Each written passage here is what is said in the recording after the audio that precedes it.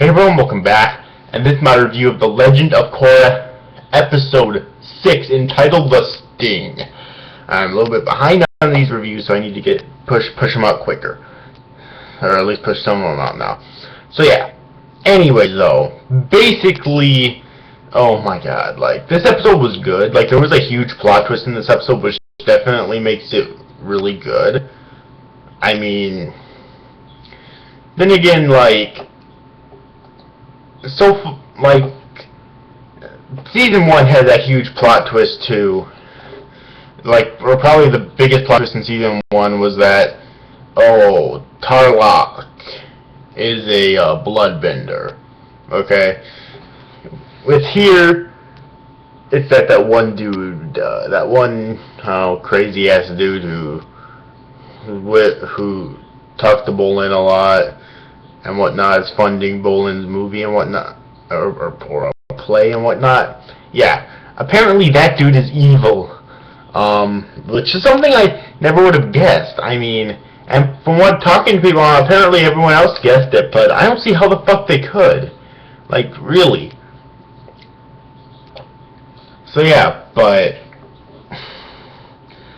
so that's definitely the best part of the episode. But other than that, it's not really necessarily bad, but it is still kind of lacking, though.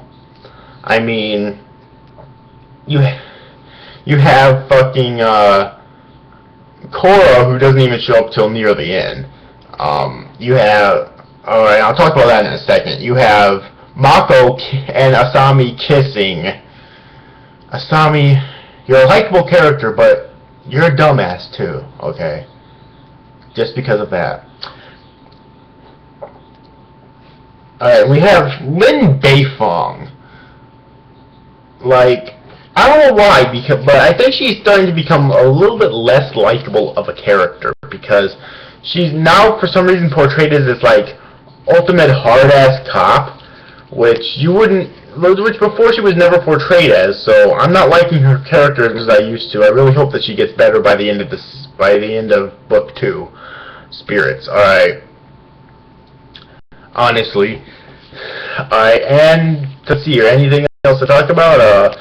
Bolin's definitely a douche. I mean, I'm not saying that Mako's any better. In fact, he's obviously worse, but still, Bolin's just a douche out of nowhere. Not even any build-up to it. It's just the fame is getting to his head is the problem. And do people even like him? That's the thing. That in the play, that's the thing. I mean, from what I recall, people were fucking booing at him. Okay.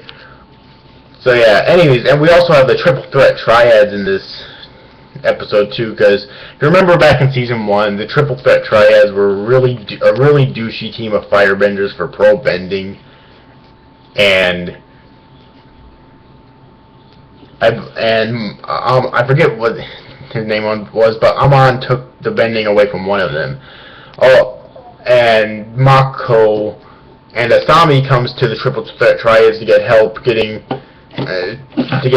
save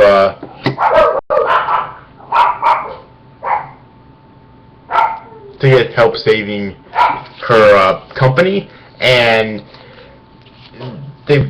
she promised them like whole shipment of her cars, and Mako promised that he would try to convince the Avatar to get that one dude's bending back, which is funny because I thought that he was one of the people that Korra gave bending back to.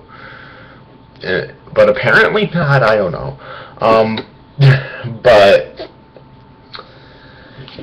And that's pretty much it, except for now here's the Korra stuff, and Korra ends up being washed away on an island. And apparently she has amnesia and she's caught by some monks, so in the next episode I expect to hear more about, to see maybe like a flashback or something about Juan, who was the first Avatar, I believe. Alright, and there's also basically, maybe Korra, maybe this amnesia is good for Korra, so she won't be that much of a bitch. Because, like, I really hope she gets all of her memories back, but I still hope that this experience changes her and develops her as a character. Alright, now, there was also a scene in this episode with Unalaq and his children, and he's criticizing them for not catching Korra, and they claim that that a spirit attacked her, and then that boy says that they're out of control, Father, which leads me to believe that Unalaq's the one sending the spirits onto the world. Maybe if it's just an assumption of mine, because it's obvious that Unalaq is evil. Like, they weren't trying to hide that at all. But one dude, I couldn't predict that he was evil at all. I'm sorry, but I just couldn't. So yeah.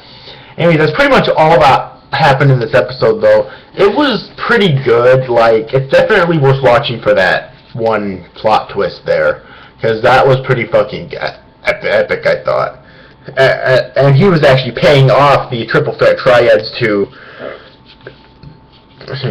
distract Mako and Asami so he could clean out Asami's warehouse. However, and Mako's actually figured it out. He just needs to fully prove it because, well, he needs to fully prove it in general, but also he's helping Asami keep her business, at least for the time being, so that he can keep his cover. So, yeah, he's a pretty epic villain, or maybe I don't know if he's just full-on villain or if he's some sort of other antagonist. Like, you know, I'm sure he's just a villain though, because Legend of Korra seems to have a fancy towards generic villains.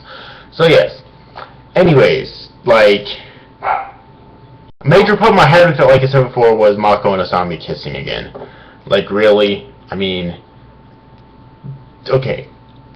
I'm going to say it right now. The romance in the series has to end. It's like, I don't have a problem with it in general, but it's so badly written.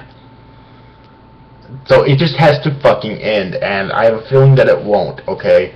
See, here's the thing. In the original Avatar, there was a love triangle between Aang, Katara, and Zuko.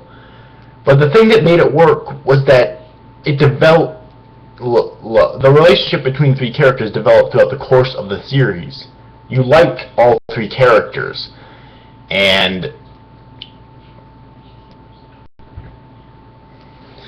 when it finally turned out that Aang and Katara ended up together, that relationship was fully developed throughout the course of 60-some episodes, 3 seasons. Honestly. But here, like, you don't like Mako, you don't like Korra as much as you should, and, you know, you like Asami, but that's not enough. You have to like all 3 of them. Alright, and the way I know you like all 3 characters is because there were people like me who wanted Aang and Katara, but also other people who wanted Zuko and Katara. Alright. So that's when you know you do a love triangle, right? When there's supporters of both pairings. Alright. But here it's like there's not really supporters of either pairing anymore. At least I'm not. So yeah.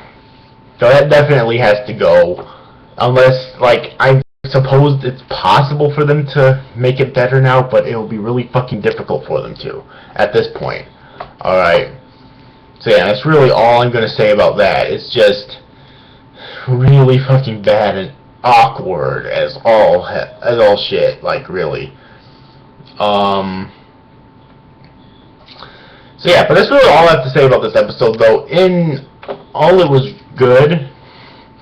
Well, it wasn't great. Like, this series has not had a great episode in so long, honestly. Like, and you want to talk about technical stuff? Okay, the music was really good as always. The animation was incredible as always. And the fight scenes that happened in this episode were pretty fucking epic, I have to admit.